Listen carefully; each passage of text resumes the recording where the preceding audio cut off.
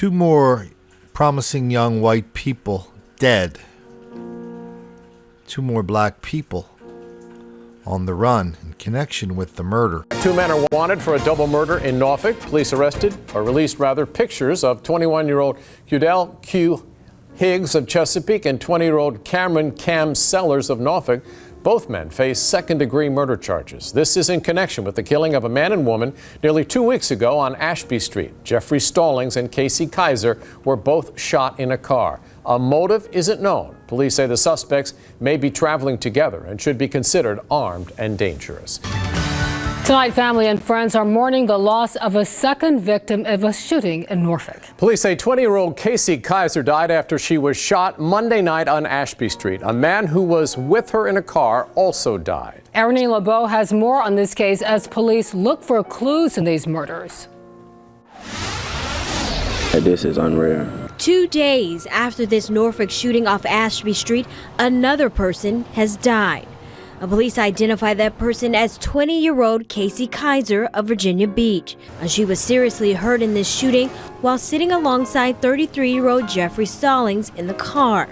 Stallings was dead at the scene, but Casey held on in the hospital until she passed away. These are pictures of her from Facebook, where several people are remembering the young woman whose life was taken too soon. A friend named Olivia Sullivan tells 13 News Now, "She was an amazing person and friend.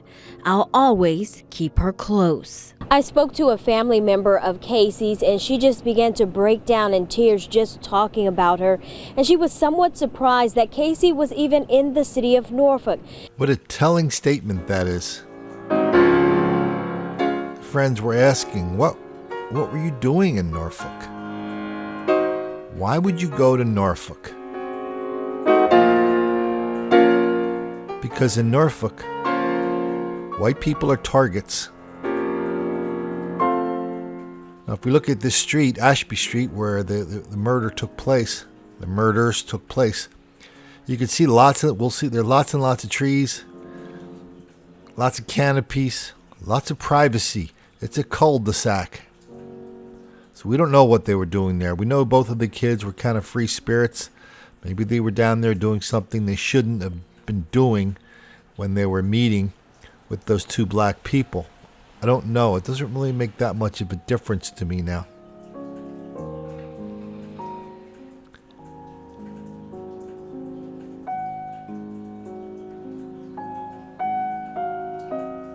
We're just seeing a lot of these. This is the second one. This is the second video like this I've made today.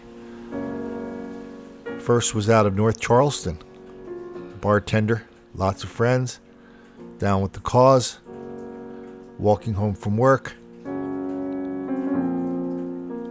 A crew of 4 black people were out looking for someone to rob. They found him. They killed him.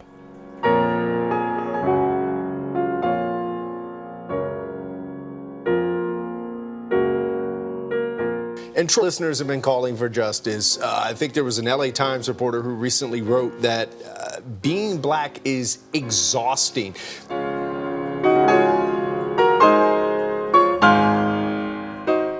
Yet every day the people come to our YouTube page and Facebook page and they tell us that this crime is intra-racial. It's black on black, white on white. But when we offer to make them a wager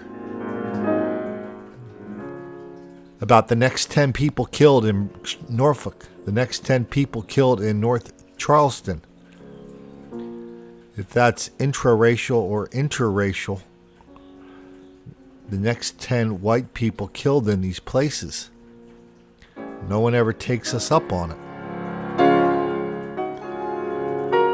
That's because they know the truth that white people in places like Norfolk and Charleston are targets. The media is absolutely culpable for refusing to tell people what's going on in these towns. Instead, they ignore, deny, condone, excuse, encourage, and even lie about this level of black mob violence there and black on white crime.